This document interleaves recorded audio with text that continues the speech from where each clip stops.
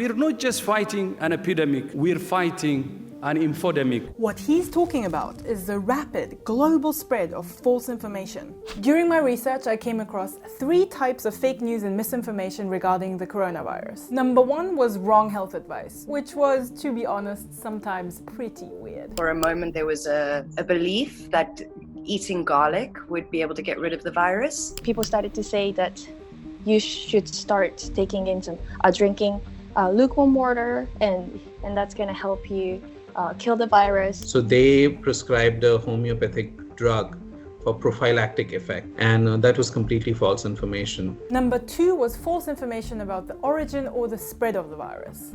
And the latest debate was that regarding 5G and how 5G connects with the coronavirus. It's thought that the Europeans brought it into the country and that it was not going to affect anyone other than white people at first. And the third one was general false rumors about the severity of the crisis. So many of these are real photos or videos, but they're taken completely out of context.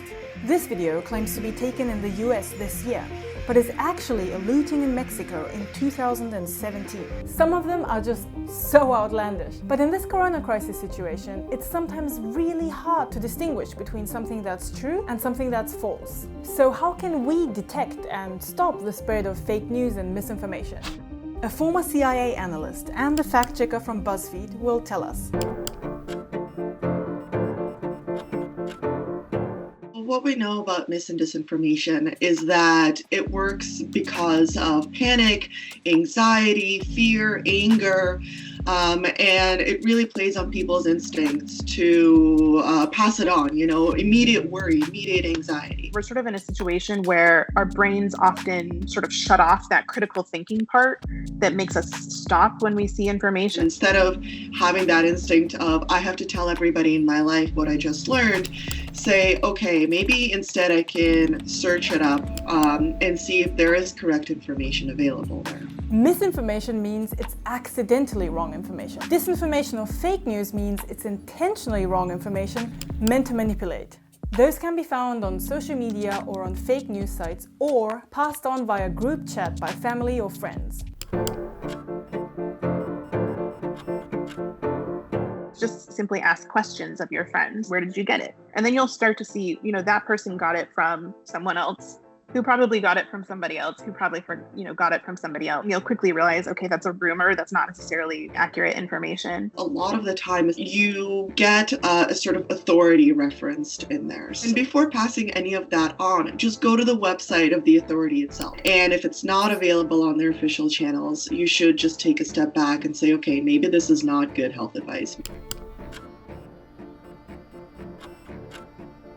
What do you think about memes? That style of sharing information that's text on an image is probably the most hazardous way to share information that there is. And that's because there's just absolutely no way you're getting the full picture. You're completely lacking context, you're completely lacking sources. And so I would say that if you're seeing a meme trying to pass on information about the virus in any way, just don't believe it.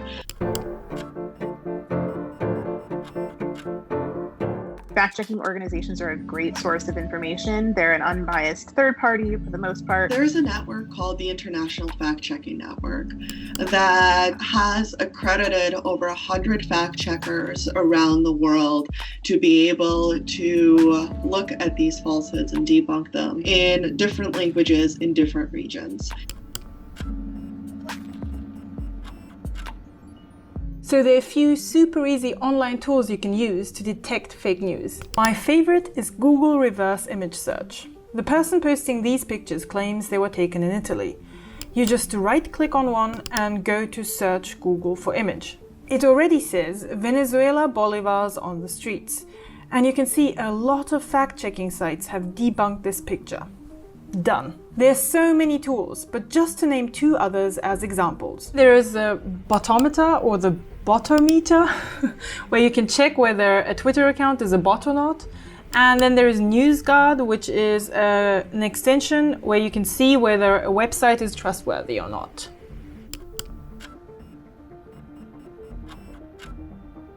the best piece of advice really is like, do not insta share anything. Like, just take a breath, stop, because it is that sort of like emotional reaction that it is obviously, it's very, very understandable that we all are feeling these things, but that's what gets us into trouble. Obviously, passing on bad health advice can have direct and dangerous consequences. But spreading other types of wrong information about the virus can have less immediate but broader implications. A lot of the mis and disinformation that we see has spawned a lot of racism and a lot of hate. And that's a global phenomenon.